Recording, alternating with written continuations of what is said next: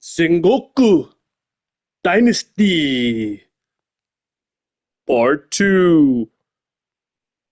Welcome, honest subscribers, loyal viewers, and appreciated followers. Welcome to Sengoku Dynasty, second episode. So, we got past our first season. We're in the second season. This is our guy.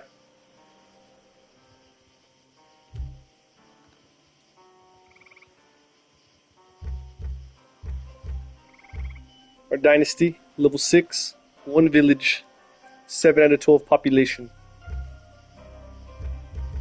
We just had a raid. We were raided, but we survived. Gentlemen, ladies, please help us in our path to glory and reunification of Sengoku Dynasty.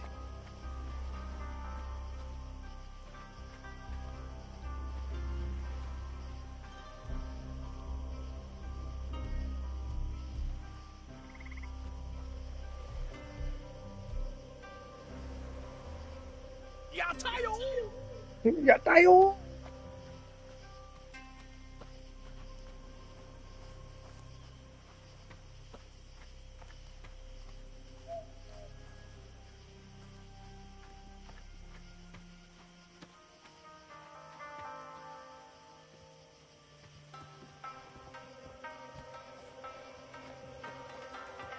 Alright, what were we doing? Oh, yeah, that's right, we're building this. The mining post.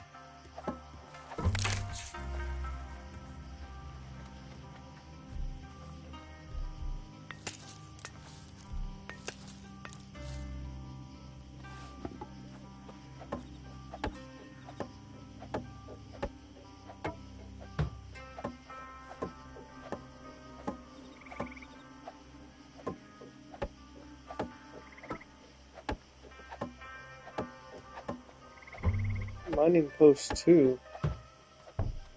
We don't have another one, do we?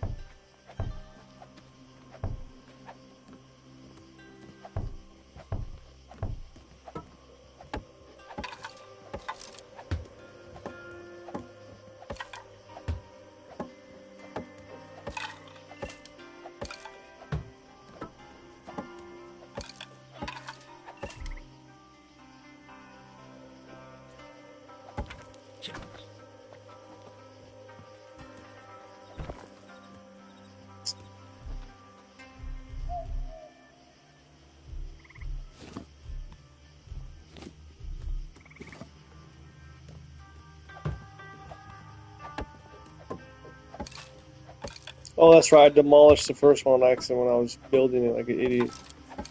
That's right. I was like, why is it saying number 2? And it's the second one I built. Derp, derp, derp, derp. What is this? On a chiseled stone. That's right. Chiseled stone for the masses. This is the bamboo I planted. Planted this bamboo. A decorative. Ah.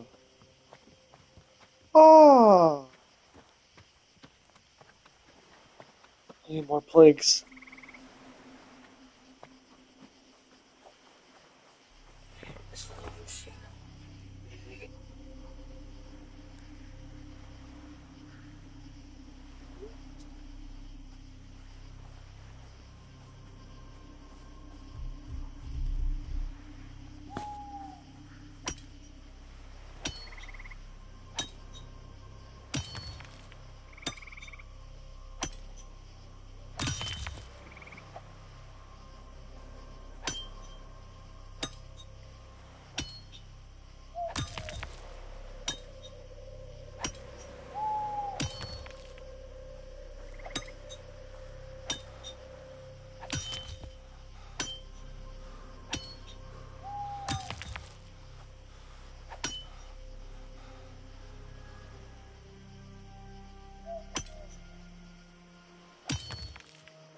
Domo arigato, Mr. Ribato. Looks like we got copper, motherfuckers. Collected wineberry.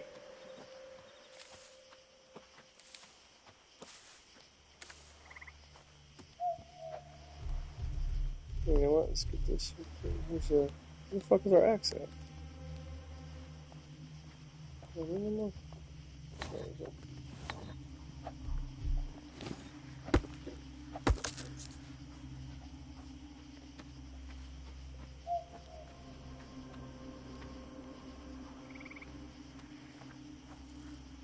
Oh, they stole our bucket, those motherfuckers.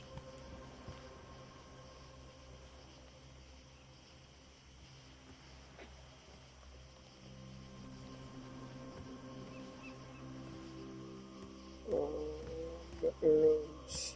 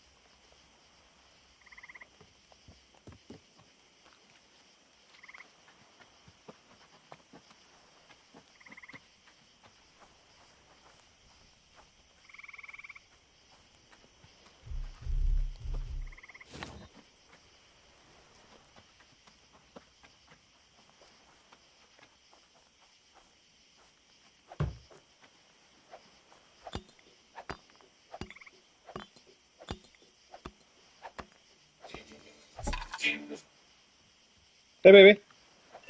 Hey, what are you doing? Just on the couch. I'm just de-thawing that stuff right now. I'm just waiting for it to thaw a little bit. The hamburger meat, the corn, the cauliflower, and yeah, I'm confused. What? hamburger, the hamburger meat, and corn, and the cauliflower I had in the freezer. Oh, you're making? Yeah, I texted you earlier. You bitch. Oh, Fucking looking like a homeless man standing on the side of the road. Get your ass in my hand. Get young speakers out. Here. What she does.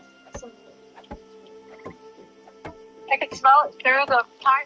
On my breast home. Oh, wait. Is that what you're eating for dinner? well, I mean, I was trying to ask you. I didn't know. Well, what do you want for dinner? I want you to be in the kitchen all night. So if it's going to take you a long time, I don't know. You already home? You went home at 9. Should he pick it up? Or 8. Oh, I'm at 9, like 8:45 or something. Nope. Nope. Yeah, it's. Let me get called out. Tradition was on vacation today, I guess. Oh. Since she came in. Because they probably called her inside.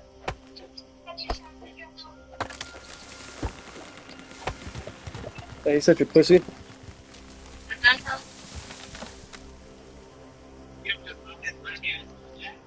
I told him I was leaving. He looked so irritated. I was like, all right, Daniel. I was like, you have a good one, man. He was like, yep.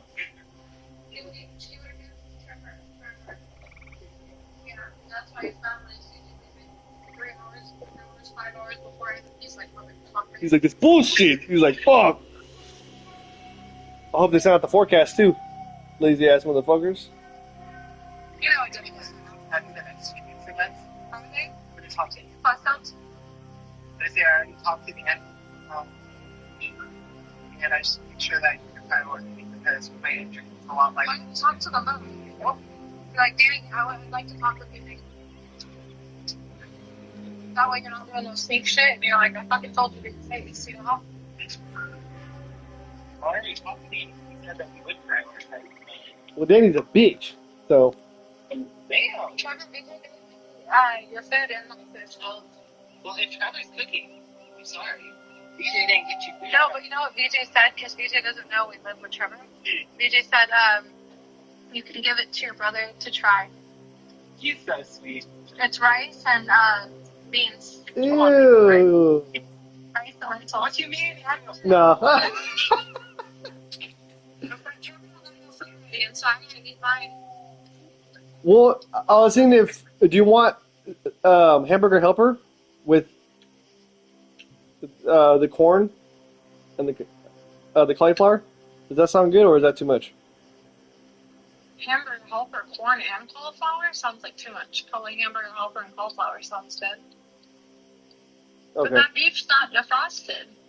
It's been thawed out For how long?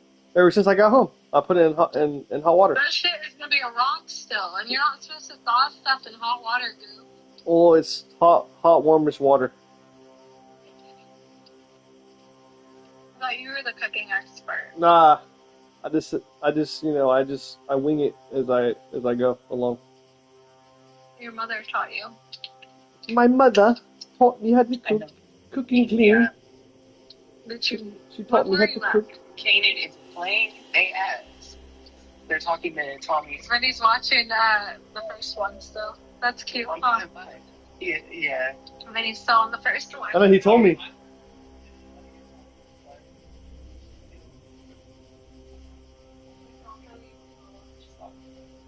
I think I like the first one the most though. I like the second one. Everyone I talked to, the last one is the best for Tommy. That's what I keep hearing too. Yeah, that looks a lot better, honestly. Oh, the third one is I don't know yet. Still. No, I like the second one better because the first one gets so repetitive. Jamie. Jamie. This girl. Jamie. Jamie. Oh. And I got so sick of the back and forth. They went to didn't they go to like an island or something? You saw it, but anyway, they went on vacation. Oh, you talking about? Oh, to Miami? Yeah, their shit just got annoying, and then Ghost goes to his little ghost mode. And just to get the You saw that shit? he starts stabbing the guy. Ew, it goes ghost mode. That shit was so annoying. That shit. Somebody else. He thinks he looks Mickey. That shit. What? Yeah, he felt bad because the group he killed their killer. No, he does like the most impossible fucking shit that like there's no way he would ever do that. No, you're not going and doing that shit, bro, and getting away with it. I'm sorry. But Trev, well, Benny actually, I don't know if he'll be able to eat all the food we just had. He probably will. Yeah, Trev, why don't we do our agent fit real quick? Okay, we can just eat that tomorrow then. The hamburger helper? Yeah, I'll just put it in the fridge. I don't think the beef will be ready yet. That's why I'm like, let's just do that. Do you want to start? Did you already shower? Yeah, I already did that. I folded the clothes, I put the stuff in the washer, and then I did that, and then now I'm just in the kitchen. So you're trying to make it on my good side tonight, huh? Yeah. Because you're on my bad side last night. Yeah. I'm inside my period today and I blood through on my floor. Oh, I'm sorry. Shit all day long. That's fucked. Why didn't you tell me? I would have freaking brought you something. Hannah's right. Oh, I'm sorry. That's why I was ready to tear your head off yesterday. Yeah, you were. It's true. Alright, get it. Okay, I'll be waiting. Do I need to take anything out for the agent's suit? What? What is it again? The agent's suit? Yeah,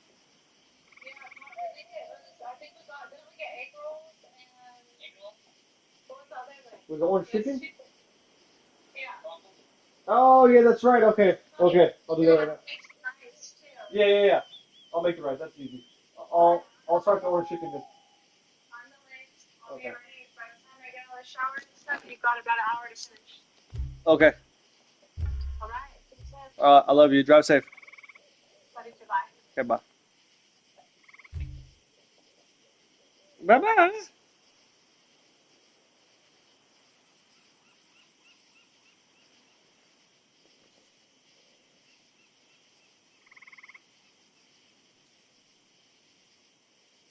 Salutations, everybody. It is Maddie here today, and there was never a video that reminded you of this object here in my hand. So let's go.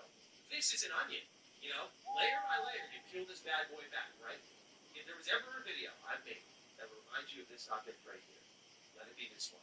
Because Ashes of Creation is a situation so dubious, so insane that as you peel those layers back and get closer to the middle, I will continue to flow.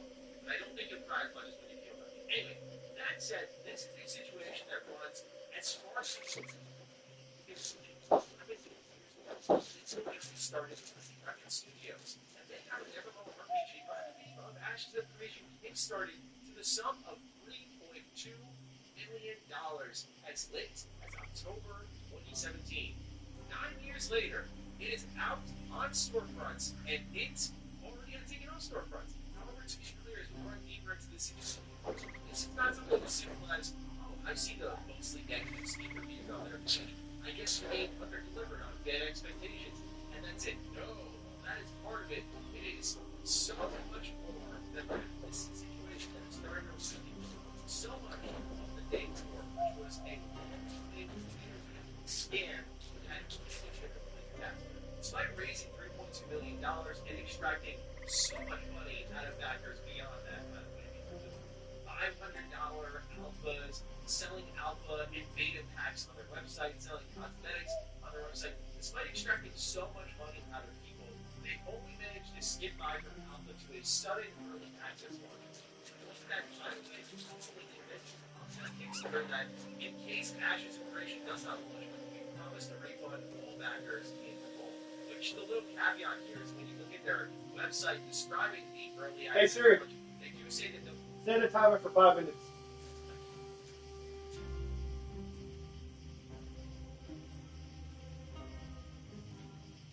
Then pull itself off the market. So it kind of pretty fun. The Kickstarter backers because all the money is gone. So ladies and gentlemen, this situation is insane. And again, the more I bring that movie in, closer to the center.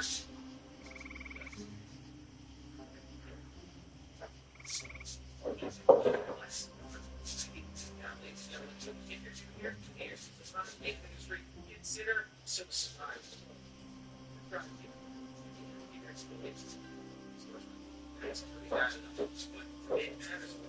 The entire development team gets it. The head of Intrepid Studios spoke out about this, and while he tries to make it look like a good guy, as we go deeper into the core of this issue,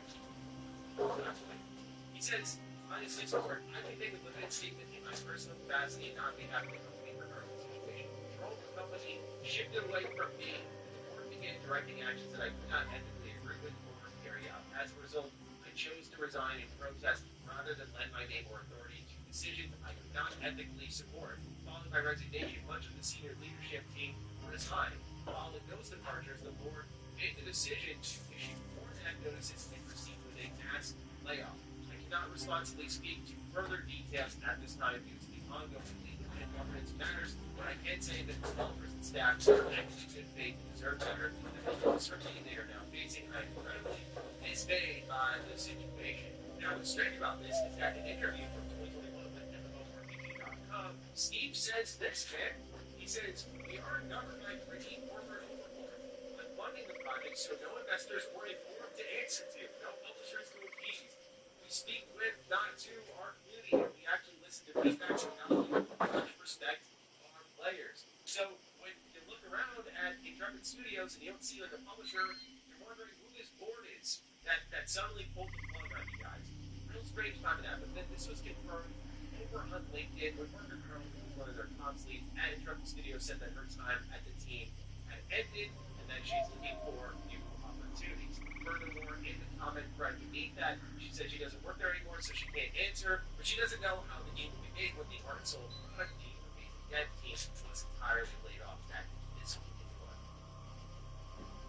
So you have to that was launched into early access after 2 alphas were published this year, was subsequently ripped off the market because of so many problems with the board, which had forced leadership to leave, but we already see that there was no board behind this, and now the entire team is gone.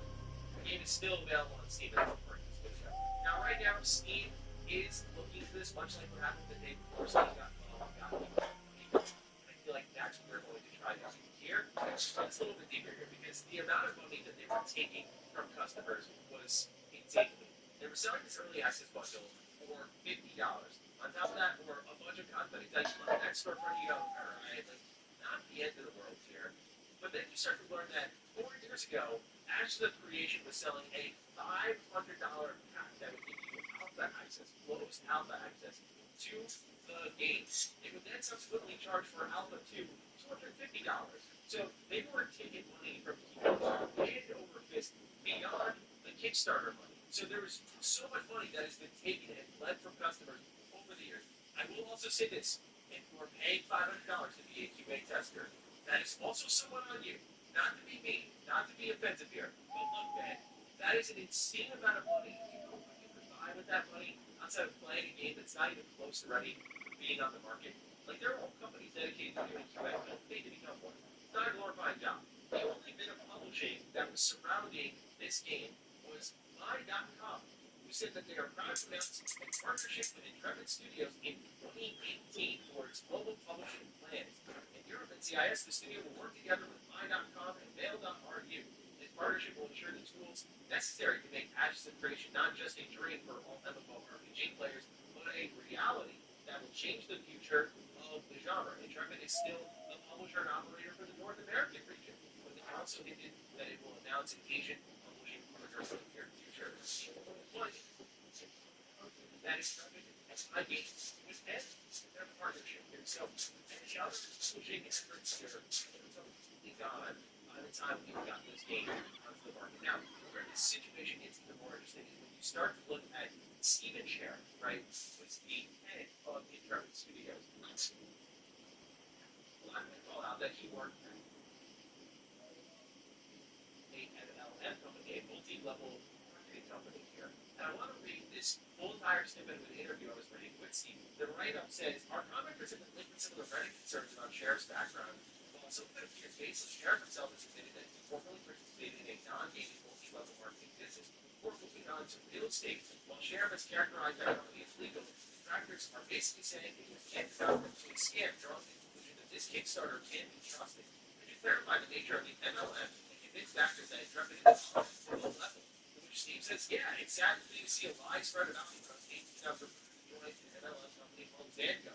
Zango sold nutritional products in fruit juice and vitamins. I started a website store to sell these products to customers, and my website was very successful. Zango is still around today as a company, and after 14 years, I think it's done over $3 million in sales and opened in 50 plus countries. Yes, they are an MLM, and I understand that people dislike MLM because some companies focus on recruitment of people instead of sales of a product, but companies like Avon, Mary Kay, and Zango really focus on selling a product that will find at local stores or health store.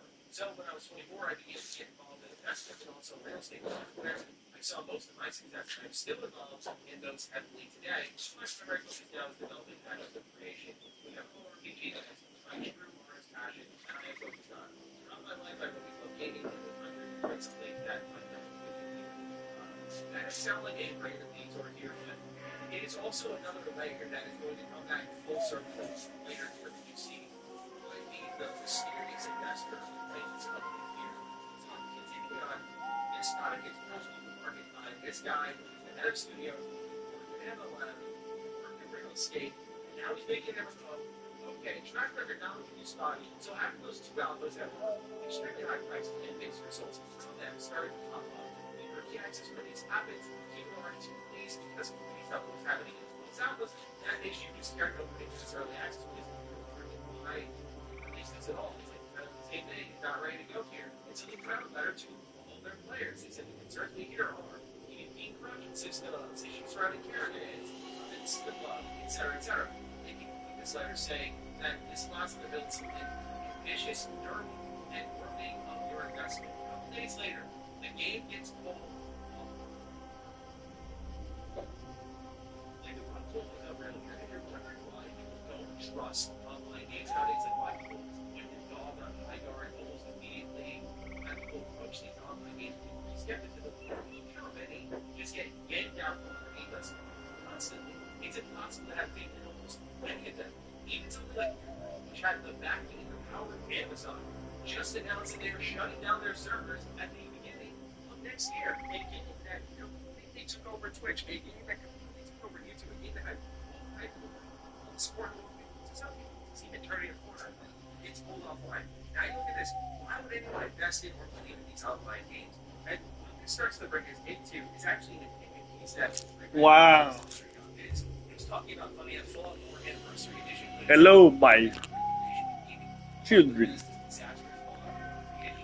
This is where we're at. In situations like Fallout 4 Anniversary Edition, the day before actual creation, we are an industry practically begging for the big governments to get involved. Right now, we are a very self-regulated industry, as this article will describe here. But when we are inviting in, when we keep seeing these rug pulls happening, and customers not just getting scammed, but completely hoodwinked, even if there was obvious signs, like, I paid $500 to be an alpha tester. Okay, you made your bet, now lie in it. But obviously, the quick pump and dump of get an early access launch out, so it constitutes as a launch, so we don't have to refund the Kickstarter backers. Like, when that stuff is happening, we're going to see more legislation creep into the games industry over time. This opinion piece here comes from Dr. Ryan Cushley-Spendif, who is a lecturer at Nottingham Law School. He opens up by saying in the UK, the current consumer protections for video games can be found within Consumer Rights Act 2015 and the Consumer Protection from Unfair Trading Regulations 2008. These give basic rights to all consumer transactions, including the right of satisfactory quality and that the goods are fit for a particular purpose. However, these have aged oddly, with the games market now being one of continuous digital content development rather than singular transactions. There is little to prevent developers from providing continuous updates to games, including game-breaking hotfixes or radical changes to core mechanics. As I just mentioned, he states in his article that we are in a situation where video game companies have successfully avoided targeted legislation for around 50 years? And the answer is that the industry has been good at killing legislation in its grip. The recent conversations are not the first time that legislation has been threatened, and of course we know where a lot of legislation has popped up for video games, in particular, video game violence. This goes back as far as the 90s, and of course we think of like Call of Duty missions and big news outlets covering like, oh my god, how did MW2 have no Russian in there, and like just really going after video games for that. But this cracks open the door here. We just saw last year how Stop Killing Games started to gain a lot of traction, right? Like, we're getting government involved, so you can't just pull games offline without much of a warning and lean on like a box label that was established back in 2014 as your only reason for, well, we can just pull this support for this game. We don't need to do this anymore. This article also references here that they said, as evident in November 2025, the UK Parliament debated consumer law when it applies to video games, which you can see for yourself. So this is kind of what we're inviting through the door when we start to support these types of projects. And I can't really fully blame the consumer, because part of the consumer-seller relationship is trust on some level. Whether it's very thin or maximized, there's some level of trust here. So why I bring all of this up is because now we get into even more fishy stuff here.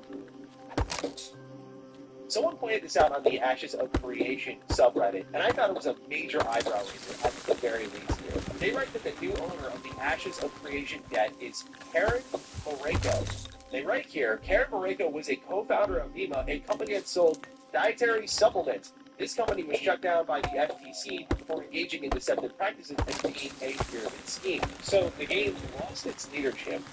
It's been abandoned by its development team. The funding is seemingly gone. The product is still on the store page, and the owner is someone who is a co-founder of MOBA, which was shut down many years ago, and is part of an MLM scheme, which, funny enough, Steven also had a similar background on that. I don't know how you don't look at this and raise an eyebrow. There hasn't even been an official statement saying, like, it's done, guys. So, yeah, like I mentioned, it's right here, man. The deeper you go, you're like, oh. I just find it so fascinating what happened here, man. And I really hope people do get their money back at the end of all of this. Knowing Steam is involved and looking into it, I'm curious what action they will take here. But my read of the situation is the Alpha 2 transitioning into an early access release was a quick pump and dump to try to recoup some assets. It looks like, based on the list of debtors this company has, it's like each time they were just trying to pay off an investment. Every single wave they were trying to pay off investment, and they ran out of money and just said, given that not only were there more investments in this company, but this was also crowdfunding, like, hey, buy our $500 early access package. We need you. We want to build this for our community. While people were pouring money into this company, present scene, shows that at the very least, the dude, the head of the studio, head of senior leadership, was not quite honest about the situation here. So yeah, onion. I'll be curious to see how this develops over time, and we'll be here to watch it all up close. So, ladies and gentlemen, let me know your thoughts on what's going on with Ashes of Creation down below. Other than that, take excellent care of yourselves, and I'll catch you in the next one. Stay sexy, stay active. I love you all. Peace.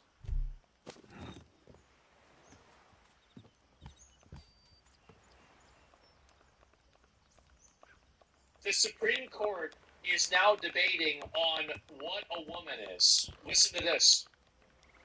Thank you, Mr. Chairman. Since you bring it up, why don't we start there? Dr. Verma, I wasn't sure I understood your answer to Senator Moody a moment ago. Do you think that men can get pregnant?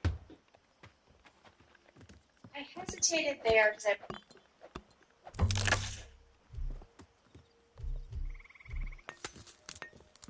We got to get rid of these people. We got to get rid of them. This is crazy. Like, this is you've got it. This has got to stop. This is so ridiculous, so insane, so stupid. What is this? Take away our license. Where the conversation was going or what the goal was. I mean, I do take care of patients with different identities. I take care of many women. I take care of people with different identities. And so that's where I paused. I think, yeah, I wasn't sure where you were going with that. The goal is just the truth. So can men get pregnant? Again, the reason I paused there. I love watching this unravel in real time. I do. There has been nothing better than watching these people totally unravel and unwind in real time. This is embarrassing. This is the saddest thing ever. It is. I'm not really sure what the goal of the The question goal is just to establish a biological reality. You just said a moment ago that science and evidence should control, not politics. Right. So let's just test that proposition. Can men get pregnant? I take care of people with many identities. This is crazy. This is insane. What is wrong with you? Back to the script? Yes. But Can men get pregnant? many women that can get pregnant. I do take care of people that don't identify as women. Can men get pregnant? Again, as I'm saying, Let me just remind you testified to a moment ago. Science and evidence should control, not politics. I don't know how anybody can watch this and not come to the conclusion that this woman is absolutely insane and should have her license taken away from her. Like, if you think that men can get